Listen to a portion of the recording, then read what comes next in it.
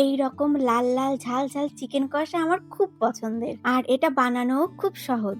আসসালামু আলাইকুম বন্ধুরা, আমি Nazmin. Welcome to Nazmin's kitchen. তাহলে চলুন দেখিয়ে দিই কিভাবে খুব সহজে এই চিকেন কষাটা আপনারা তৈরি করবেন। আমি এখানে 500 গ্রাম চিকেন ধুয়ে পরিষ্কার করে নিয়েছি। এখন একটি প্যানে পরিমাণ মতো সয়াবিন তেল গরম করে এই তেলের ভিতর 2 টুকরো তেজপাতা, 2টা দালচিনি, 2টা এলাচি ফল এবং 2টা লবঙ্গ দিয়ে দিব। তারপর এখানে 2টা মিডিয়াম সাইজের পেঁয়াজ কুচি করে এই তেলের ভিতর দিয়ে নেড়ে চেড়ে হালকা করে ভেজে নিব। এই ভাজা পেঁয়াজের ভিতর আদা এবং 3 কোয়া রসুনের পেস্ট দিয়ে দিব। আর তারপর এখানে মিডিয়াম সাইজের একটি টমেটো ভালো করে পেস্ট করে এই তেলের ভেতর দিয়ে একটা স্প্যাচুলা দিয়ে ভালোভাবে নেড়ে চেড়ে সমস্ত উপকরণগুলো মিশিয়ে একটু ভেজে নিব।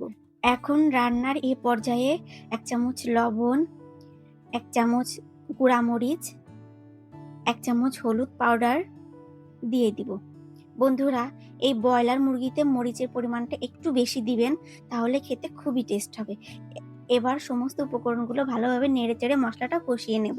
এবার এই কষানো মশলার ভেতর মুরগির মাংসটা দিয়ে দিব এবং নেড়ে চেড়ে ভালোভাবে এই মুরগির মাংসটা কষিয়ে নেব।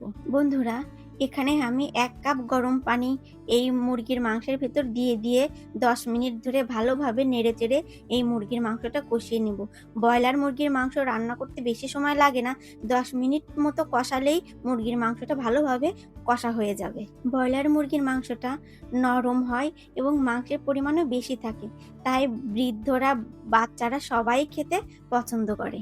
বন্ধুরা দেখুন, 10 মিনিট কষানোর পর মুরগির মাংসটা কি দারুণ হয়েছে। এখানে আরও 1 কাপ গরম পানি দিয়ে আরও 5 মিনিট মুরগির মাংসটা ভালোভাবে আরেকটু রান্না করে নিব। আরও 5 মিনিট রান্না করার পর বন্ধুরা, এই মুরগির মাংসের উপর 1 চামচ ভর্তি করে গরম মশলা ছড়িয়ে দিয়ে মুরগির মাংসটা নেড়ে চেড়ে ভালোভাবে গরম মশলার সঙ্গে মিশিয়ে নেব। এই গরম মশলাটা মাংসে পড়তেই দারুণ এক সুগন্ধ চারিপাশে ছড়িয়ে পড়ে। তারপর এই মুরগির মাংসের উপর আমি আরও একটু টেস্ট যাতে বেড়ে যায়, সেই কারণে এই মুরগির মাংসের উপরে আমি কিছু কাসুরি মেথি সুন্দরভাবে ছড়িয়ে দিব এবং এই কাসুরি মেথিটাও ভালোভাবে মুরগির মাংসের সাথে মিশিয়ে নিয়ে নামিয়ে নিব। বন্ধুরা, আমার এই চিকেন কষাটা হয়ে এসেছে। এখন গ্যাসের চুলা অফ করে একটা সার্ভিং প্লেটে আমার এই মুরগির মাংসটা নামিয়ে নিলেই রেডি হয়ে যাবে খুবই মজার লাল লাল ঝাল ঝাল চিকেন কষা। আজ এ পর্যন্তই।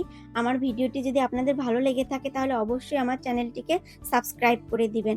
আর আমার ভিডিওটি সম্পূর্ণ দেখার জন্য আপনাদেরকে অসংখ্য ধন্যবাদ। আল্লাহ হাফেজ।